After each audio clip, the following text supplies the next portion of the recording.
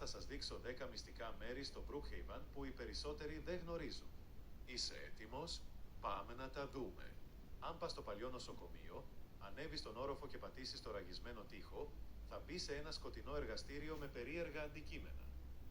Μπες στο μαγαζί Cleaners. Πίσω από το δωμάτιο υπάρχει ένας τοίχος που ανοίγει και οδηγεί σε ένα μυστικό υπόγειο. Πήγαινε πίσω από το arcade και ψάξε μια σκιά στον τοίχο. Αν την ακουμπήσεις, θα μπει σε δωμάτιο με κάμερες και υπολογιστές σαν του FBI. Πολλά σπίτια έχουν κρυφά safes.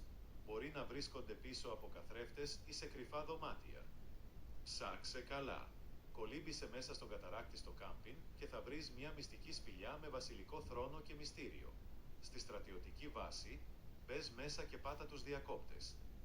Μπορείς να ανοίξεις ένα μυστικό μπάνκαρ με όπλα και εξοπλισμό.